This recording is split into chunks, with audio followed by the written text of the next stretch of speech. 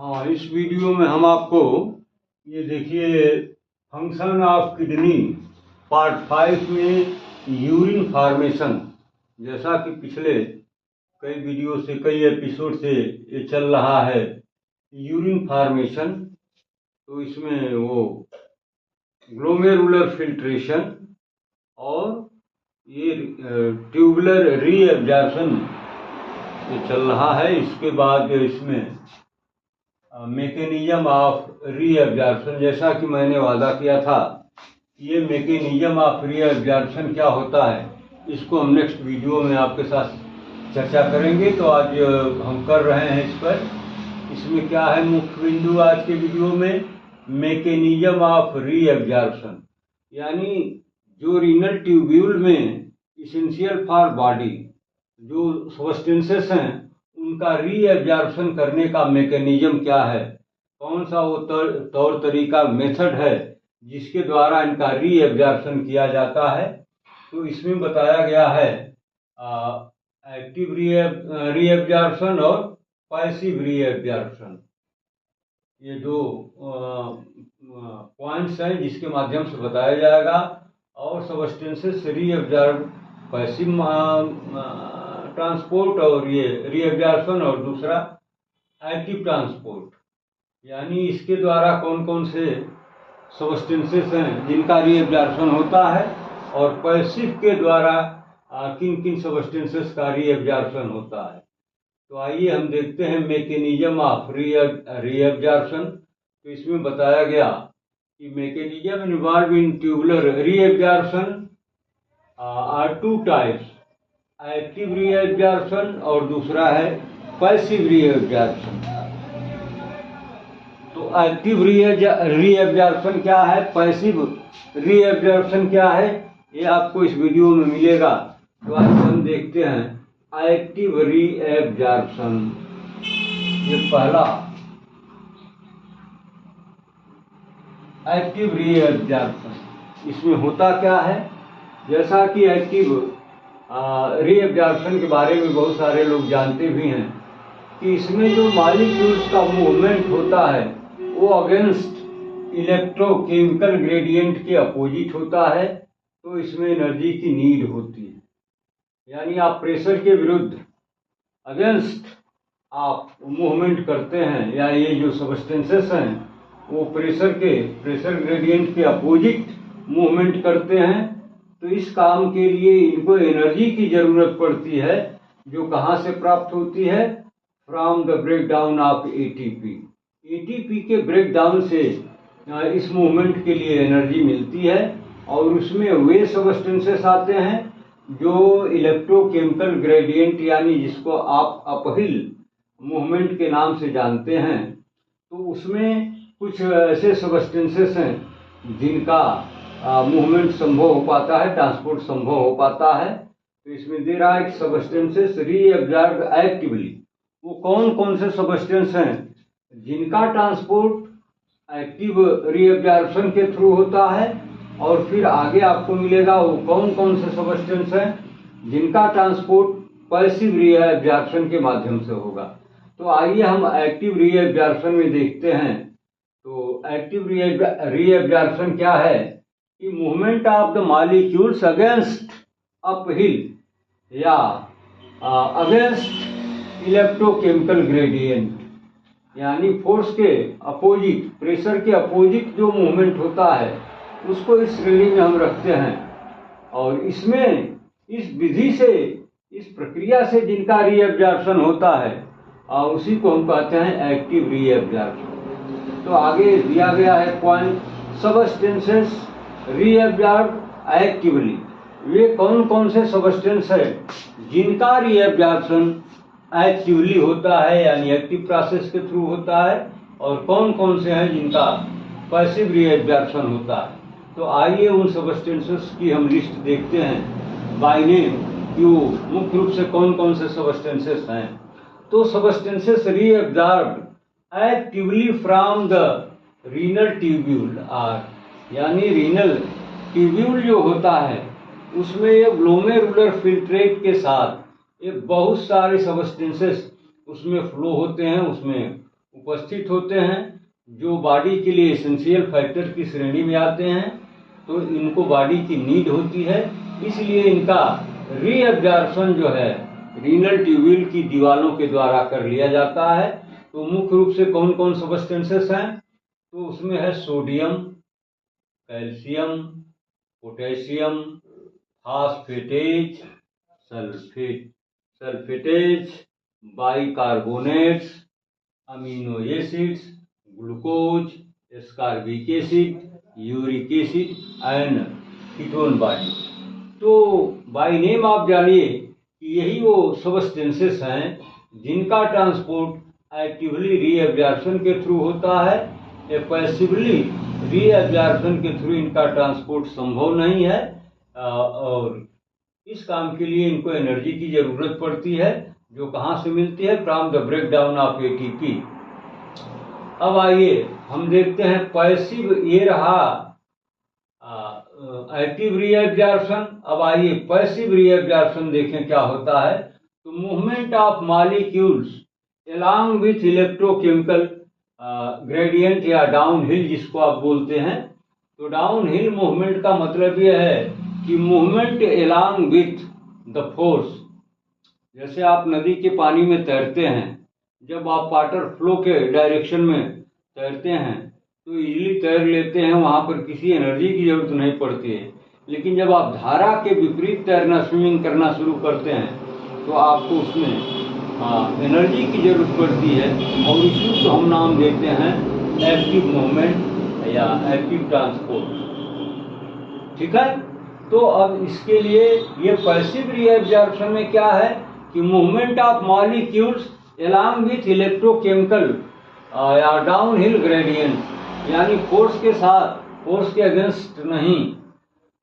जब आप ये सब्सटेंसेस मूवमेंट करते हैं तो उनको एनर्जी की जरूरत नहीं पड़ती है।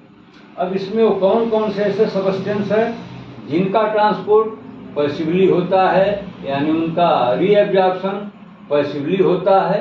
तो आइए देखते हैं। जैसे क्लोराइड है, यूरिया है और वाटर है। तो ये जो सब्सटेंसेस हैं ये पैसिव रीअब्जॉर्प्शन के थ्रू इनका रीअब्जॉर्प्शन होता है, इसमें एनर्जी की जरूरत नहीं पड़ती। तो आपने देख लिया कि ये जो एक्टिव रीअब्जॉर्प्शन के थ्रू जिन सब्सटेंसेस का ट्रांसपोर्ट या मूवमेंट होता है वो ये इस लिस्ट में है, और वे सब्सटेंसेस जिनको एनर्जी की जरूरत नहीं पड़ती है, यानी वो पैसिव रीअब्जॉर्प्शन के थ्रू जिनका रीअब्जॉर्प्शन होता है, वो कौन कौन से सब्सटेंसेस हैं। अब सब्सटेंसेस रीअब्जॉर्ब पैसिवली हो गया। अब आइए रूट ऑफ रीअब्जॉर्प्शन। ये जो रीअब्जॉर्प्शन का रूट है, रास्ता है, ये कैसे इनका रीअब्जॉर्प्शन होता है, वो रूट क्या है। तो इसमें बताया गया कि इसमें दो रूट होते हैं। एक होता है ट्रांससेल्यूलर रूट और दूसरा बताया गया पैरासेल्यूलर रूट। जैसा इनका नाम वैसा इनका काम। ये ट्रांससेल्यूलर रूट में आप पाएंगे कि ये जो सब्सटेंसेस हैं जिनका मूवमेंट कैसे होता रहा है, थ्रू द सेल। ये देखिए, ये थ्रू द सेल जा रहे हैं। ये क्या है, ये रीनल ट्यूब्यूल जिसमें ग्लोमेरुलर फिल्ट्रेट फ्लो हो रहा है, वहाँ से सब्सटेंसेस कैसे आगे बढ़ते हैं। तो ये जो एपिथेलियल सेल्स लगी हुई हैं रीनल ट्यूब्यूल की दीवारों में, इनका ये एब्जॉर्प्शन कर रही हैं। ये देखिए, यानी ये सेल के अंदर एंट्री कर रहे हैं। यहाँ से फिर कहाँ आ जा रहे हैं, ये इंटरस्टिशियल स्पेस में आ जा रहे हैं, और यहाँ से फिर ये कहाँ पहुँच गए, ये पहुँच गए पेरीट्यूबुलर कैपिलरी के ब्लड में। वही पेरीट्यूबुलर कैपिलरीज का जो नेटवर्क है कैसे बनता है, तो जो इफरेंट होता है ग्लोमेरुलस से जो ब्लड को निकाल करके लाता है, वो आकर के रीनल ट्यूब्यूल के चारों तरफ एक नेटवर्किंग बना देता है, उसके चारों तरफ एक जाल सा बना देता है। तो उसी को हम नाम देते हैं पेरीट्यूबुलर नेटवर्क या पेरीट्यूबुलर कैपिलरीज। यानी रीनल ट्यूब्यूल के चारों तरफ जो नेटवर्किंग हो रही है कैपिलरी की, उसको नाम देते हैं पेरीट्यूबुलर कैपिलरीज। तो ये देखिए, ये जो है इफ्रेंट जब आगे बढ़ता है तो फिर ये रीनल ट्यूब्यूल के इर्द गिर्द पहुंच करके वहां नेटवर्किंग कर देता है, और वो ग्लोमेरुलस से निकला हुआ ब्लड इसी के थ्रू फ्लो होता है। इसी ब्लड में जाकर के ये मिल गया सबस्टेंस। ये देखिए, ये रीनल ट्यूब्यूल के ल्यूमेन से चला तो कहाँ गया, ये जो रीनल ट्यूब्यूल की दीवार में जो एपिथेलियल सेल्स लगी हुई हैं, इन सेल्स में इनका रीएब्जॉर्प्शन हो गया, और यहाँ से फिर ये इंटरस्टिशियल फ्लूइड में आ गए, और यहाँ से फिर ये कैपिलरीज के ब्लड, पेरिट्यूबुलर जो कैपिलरीज हैं उनके ब्लड में आ गए। तो ये होता है ट्रांससेल्यूलर रूट। जैसा कि लिख करके बताया गया कि substances move through the cells. ये देखिए, थ्रू द सेल्स ये मूवमेंट कर रहे हैं। इट इंक्लूड्स क्या, कि transport from tubular lumen into tubular cell. ये है ट्यूबुलर ल्यूमेन, और यहाँ से कहाँ पहुँच गए, ये ट्यूबुलर सेल्स के अंदर पहुँच गए। फिर वहाँ से कहाँ गए, through the apical surface of the cell membrane, और transport from tubular cell into the interstitial space, and यहाँ से फिर transport from interstitial fluid into capillary. ये देखिए, यहाँ ये जो रीनल ट्यूब्यूल का ल्यूमेन है, यहाँ से मॉलिक्यूल्स, ये रीनल ट्यूब्यूल की दीवारों में जो एपिथेलियल सेल्स लगी हुई हैं, इनके द्वारा इनका रीएब्जॉर्प्शन किया गया। फिर यहाँ से निकल करके ये इंटरस्टिशियल फ्लूइड में डिजॉल्व हो गए। फिर यहाँ से आगे बढ़े तो कहाँ एंट्री कर गए, ये जो पेरीट्यूबुलर कैपिलरी का जो ल्यूमेन है उसमें एंट्री कर गए। तो ये रहा ट्रांससेल्यूलर रूट, यानी सेल के थ्रू ये ल्यूमेन से निकल करके पेरीट्यूबुलर कैपिलरी के ब्लड में एंट्री कर जाते हैं। दूसरा रूट जो बताया गया वो है पैरासेल्यूलर रूट। पैरा का मतलब close to, nearer to, cellular का मतलब सेल, यानी सेल के अंदर एंट्री नहीं करके सेल के पास से गुजरते हैं। इनको कहते हैं पैरासेल्यूलर रूट। ये फिगर में देखिए, दो सेल के बीच में ये एंट्री कर रहे हैं, ना तो इस सेल में ये एंट्री कर रहे हैं, ना तो इस सेल में एंट्री कर रहे हैं। ये दोनों के बीच में जो गैप है, ये टाइट जंक्शन है, इसको पार करते हुए ये इंटरस्टिशियल फ्लूइड में आ गए, यहाँ से फिर ये कैपिलरी के ब्लड में आ गए। तो आइए, ये लिख करके बताया गया कि substances move through the intracellular space, यानी दो सेल के बीच का जो स्पेस है उसमें एंट्री करते हैं, और उसी के थ्रू ये करते क्या है, it includes transport from tubular lumen. ये रहा ट्यूबुलर ल्यूमेन, यानी रीनल ट्यूब्यूल का ल्यूमेन जिसमें ग्लोमेरुलर फिल्ट्रेट फ्लो हो रहा है। Transport from tubular lumen into the interstitial fluid. ये रहा इंटरस्टिशियल फ्लूइड, यहाँ पर पहुंच गए। फिर in the lateral intracellular space, इसके लेटरली ये एंट्री करके पहुंच गए। कहाँ पहुंच गए, इंट्रासेल्यूलर स्पेस में पहुंच गए।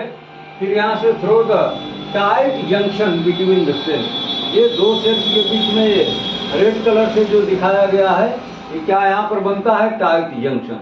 और टाइट जंक्शन से क्रॉस करके कहाँ चले गए, इंटरस्टिशियल फ्लूइड में चले गए, और वहां से फिर ये कहाँ चले गए, ये देखिए, present in lateral intracellular space through the tight junction between the cells, transport from interstitial fluid into capillary. यानी फिर यहाँ से निकल करके आ गए, दो सेल के बीच से होते हुए इंटरस्टिशियल स्पेस कहिए, फ्लूइड कहिए, इसमें आ गए, और यहाँ से फिर ये निकल करके पेरीट्यूबुलर कैपिलरीज के ब्लड में ये एंट्री कर गए। तो ये होता है मैकेनिज्म ऑफ रीएब्जॉर्प्शन। अगर अभी कोई डाउट है आपको तो मैं सरसरी तौर पर एक बार इसको रिवाइज कर देता हूँ। ये मैकेनिज्म ऑफ रीएब्जॉर्प्शन, यानी रीनल ट्यूब्यूल के अंदर सबस्टेंसेस का, मॉलिक्यूल्स का, कौन जो हमारे बॉडी के लिए एसेंशियल हैं, तो उनका रीएब्जॉर्प्शन कैसे होता है, उनका ट्रांसपोर्ट का मैकेनिज्म क्या है। तो यहाँ पर दो टाइप बताए गए, एक है एक्टिव रीएब्जॉर्प्शन और दूसरा है पैसिव रीएब्जॉर्प्शन। अब एक्टिव रीएब्जॉर्प्शन क्या है कि movements of the molecules against the electrochemical gradient, यानी पावर के अगेंस्ट मूवमेंट करना, अपहिल मूवमेंट जिसको बोलते हैं, उसमें इनको आगे बढ़ने के लिए एनर्जी की जरूरत पड़ती है। और वो एनर्जी मिलती कहाँ से है? From the break down of ATP. और इसमें कौन कौन से सबस्टेंसेस ऐसे हैं जो एक्टिव रीएब्जॉर्प्शन के थ्रू जिनका रीएब्जॉर्प्शन किया जाता है? तो उन सबस्टेंसेस की यहाँ पर एक लंबी चौड़ी लिस्ट दी गई है। वे सबस्टेंसेस होते हैं sodium, calcium, potassium, phosphatase, sulphates, bicarbonates, amino acid, glucose, ascorbic acid, uric acid, ketone body. तो इतनी लंबी चौड़ी जो आप लिस्ट देख रहे हैं, इनका रीएब्जॉर्प्शन किसके थ्रू होता है? इनका रीएब्जॉर्प्शन होता है, ये एक्टिवली होता है। ठीक है। अब आ जाइए पैसिव रीएब्जॉर्प्शन क्या है? तो मूवमेंट ऑफ दो substances which flows along with electrochemical, यानी पावर के साथ जो आगे बढ़ते हैं, मूवमेंट करते हैं, तो इसको कहते हैं